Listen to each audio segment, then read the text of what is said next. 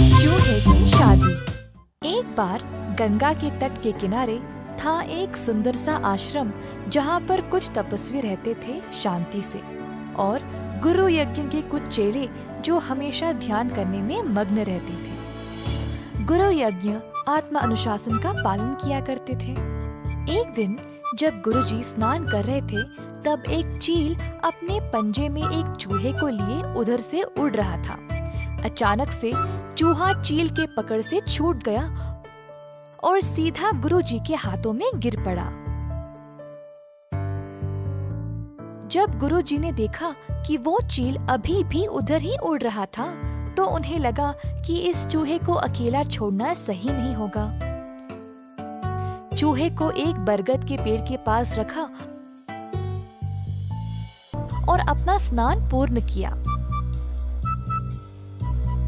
अपनी शक्तियों का इस्तेमाल करके उन्होंने उस चूहे को एक छोटी सी लड़की में बदल डाला और आश्रम ले गए। उन्होंने अपनी धर्मपत्नी से कहा, मेरी प्रिय, इस बच्ची को एक प्रदान मानकर स्वीकार करो, क्योंकि हमारे पास खुद की संतान नहीं है।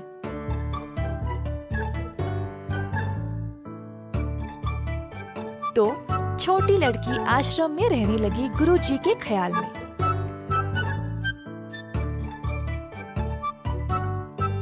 उसने बहुत ज्ञान पाया और दुनिया के बारे में भी बहुत कुछ सीखा। दोनों गुरुजी और उनकी पत्नी को अपनी अनोखी पुत्री पर गर्व था।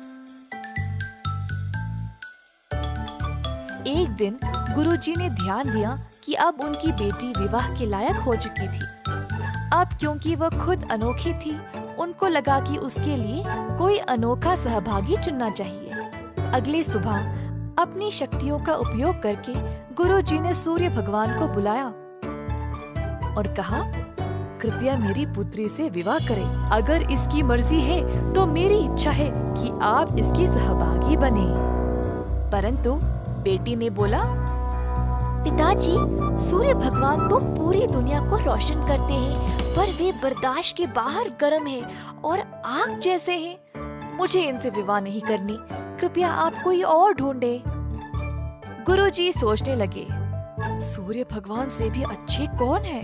सूर्य भगवान ने सलाह दी, गुरुजी, आप बादल राजा से बात कर सकते हैं। वह मुझसे भी महान है, क्योंकि वह मुझे और मेरी रोशनी को छुपा सकते हैं।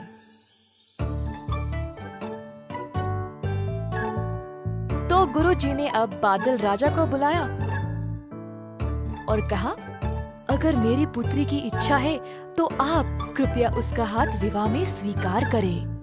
परंतु बेटी ने फिर से कहा, पिताजी, बादल राजा बहुत ही अंधेरे, गीले और ठंडे हैं। मुझे इनसे शादी नहीं करनी। कृपया किसी और को ढूंढे। गुरुजी सोचने लगे, अब बादलों के राजा से भी महान कौन है? बादल राजा ने सलाह दी, गुरुजी, आप वायु राजा से बात करें।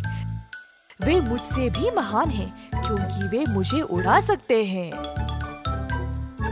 तो गुरुजी ने अब वायु राजा को बुलाया। अगर मेरी पुत्री की इच्छा है तो आप कृपया उसका हाथ विवाह में स्वीकार करें। परंतु बेटी ने कहा, पिताजी, वायु राजा बहुत ही बेचैन और तेज है। हर समय दिशा बदलते रहते हैं। मुझे इनसे शादी नहीं करनी। आप किसी और को ढूंढे। गुरुजी फिर से सोच में पड़ गए। अब वायु राजा से भी महान कौन है? वायु राजा ने सलाह दी, गुरुजी, आप पर्वत महाराज से बात कर सकते हैं। वे मुझसे भी महान हैं, क्योंकि वे मुझे रोक सकते हैं। तो गुरुजी ने अब पर्वत महाराज को बुलाया और कहा, अगर मेरी पुत्री की इच्छा है तो आप कृपया उसका हाथ विवाह में स्वीकार करें। पर बेटी फिर से बोल उठी, पिताजी, पर्वत महाराज बहुत ही सख्त और कठोर है। वह एक ही जगह रहते हैं। मुझे इनसे शादी नहीं करनी। कृपया आप किसी और को चुने। गुरुजी सोचने लगे, अब पर्वत महाराज से भी महान कौन है? पर्वत महाराज ने सलाह दी, क्यों ना आप चूहे के राजा से बात करें। वह मुझसे भी महान है क्योंकि वे मुझ में भी छेद बना सकते हैं।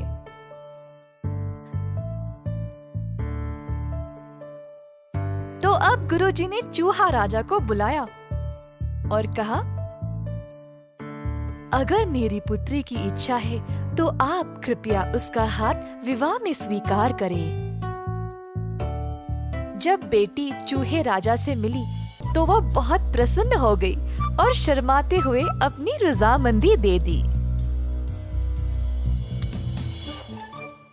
अब अंत में गुरुजी अपनी शक्तियों का उपयोग करके अपनी बेटी को वापस एक सुंदर चूही में बदल डाला ताकि वह अपने विवाहिक कर्तव्यों को निभा सके। अंततः गुरुजी की बेटी का विवाह हो गया। किसी ने सही कहा था, जो जन्मजात है वह कभी नहीं बदल सकता।